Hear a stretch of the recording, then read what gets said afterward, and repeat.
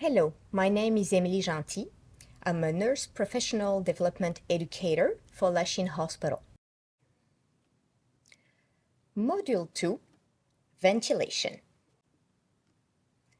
Let's talk about the humidification system. Why? The humidification system provides moisture. It facilitates the mobilization and expectoration of bronchial secretions. It prevents the formation of mucus plug. It helps to make the patient more comfortable. The humidification system replaces the nose. When should it be on? Always. It's the number one method to prevent mucus plug. You will need to check the placement over the tracheostomy if the patient is ventilated intermittently. You will need to check the level of sterile water. You need to make sure that it is always full. The humidification should be used over a speaking valve. The humidification system can warm up the fluid. For example, in case of if an air valve is used. The system is integrated in the patient circuit in case the patient is ventilated. It does provide adequate hydration to the respiratory system. Of course, you need to make sure that your patient's hydration is also fulfilled by other means.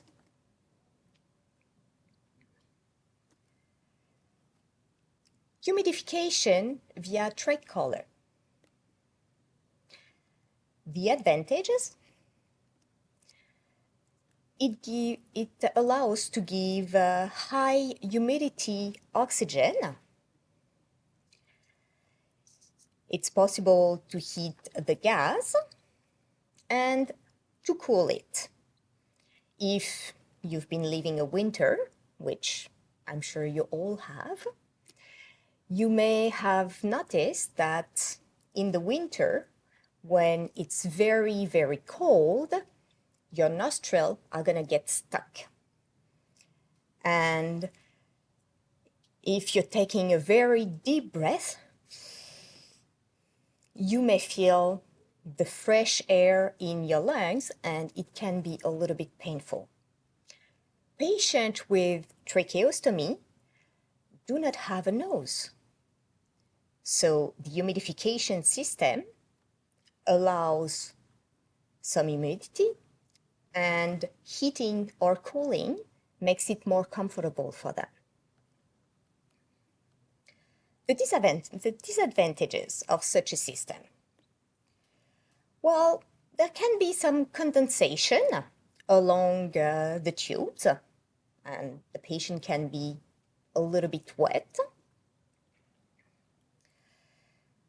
There can be a stress on the tracheostomy tube related to the weight of the tube or the weight of the water in the tube.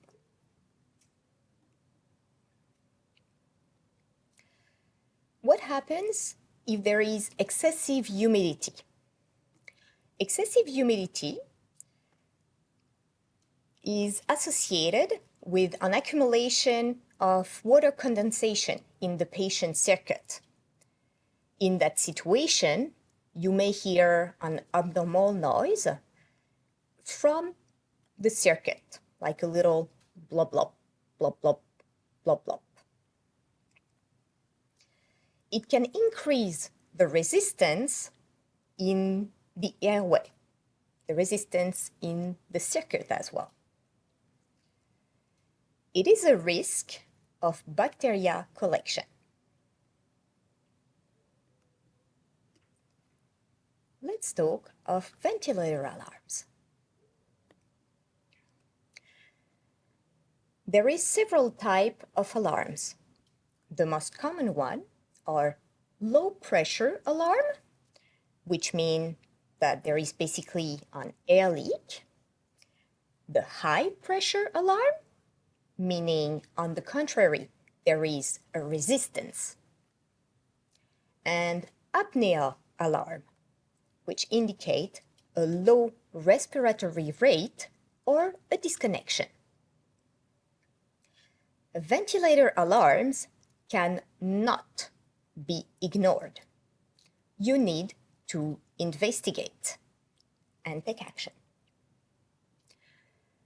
The first thing would always be to look at your patient and make sure that he is connected to the ventilator. You would then go from patient to machine. Daily care can trigger alarms. Make sure that the ventilator alarms are on and audible at all times. Let's talk about low pressure alarms. Low pressure alarms indicate an air leak. It's something that could occur in case of accidental decannulation, either partial or complete. Your first action would be call for help and ventilate the patient manually. You could have a low pressure alarm as well if the tracheostomy tube is disconnected from the ventilator. Then simply reconnect the tube to the ventilator. A low pressure alarm can occur if the cuff is defective or underinflated.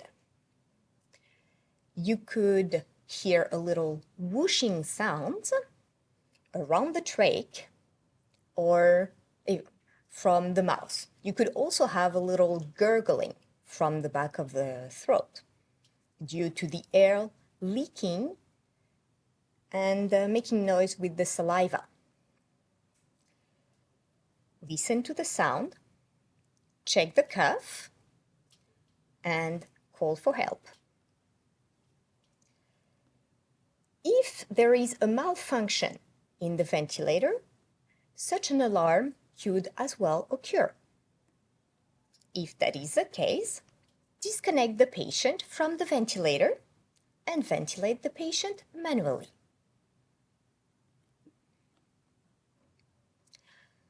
As a summary, low pressure alarm could be caused by tubing disconnection, trach displacement, low cuff pressure, or equipment malfunction.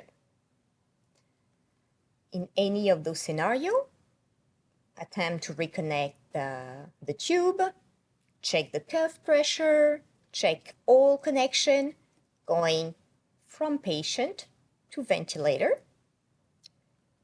Call for help. You are not alone.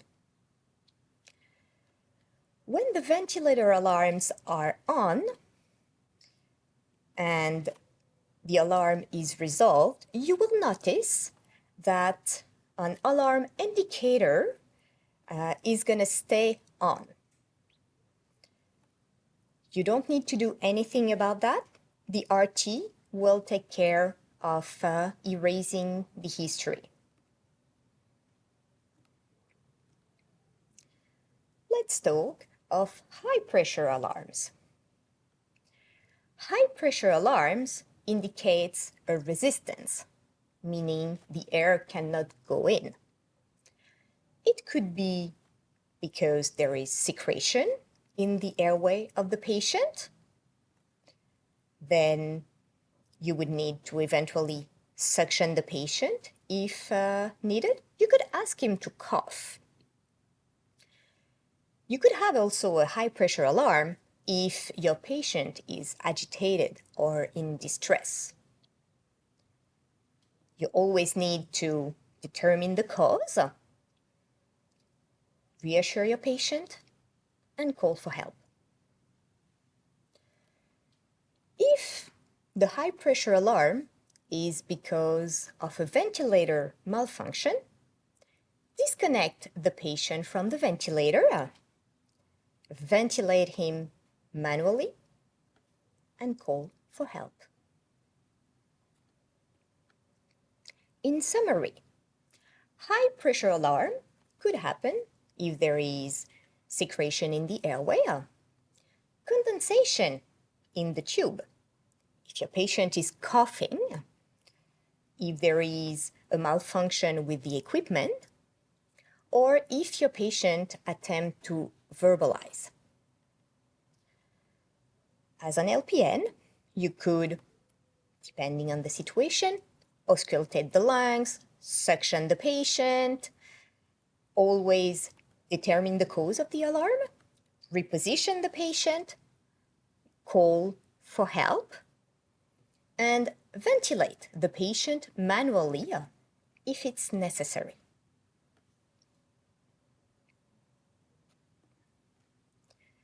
Desynchronization. What does it mean?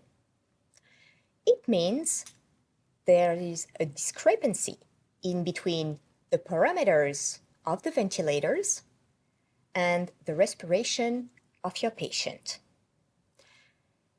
Such issue could happen if your patient has a bronchospasm, secretions, is agitated, or in case of a decannulation.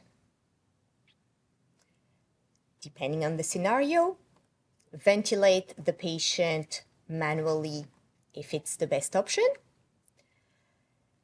and consider that you can put the alarm on pause only to perform routine tracheostomy nursing care. If you need to reposition or transfer the patient, for example, from bed to chair or from chair to bed, and only in the case that you are staying with the patient. When you exit the room, you must always make sure that the alarms are back on. Internal battery. The internal battery is what is going to save your patient's life. The ventilator is usually plugged to the wall. However, if your patient needs to move, the ventilator will be running on the internal battery. The internal battery charges continuously when the ventilator is plugged into a wall outlet. When the internal battery mode is activated, for example, if you're going on a transport with your patient, a green light will show. Remember, the internal battery saves life. It needs to be full before moving your patient anywhere. If an alarm persists after an intervention, or you cannot find the cause, notify the nurse or respiratory therapist immediately. Ventilate the patient with the ambu bag.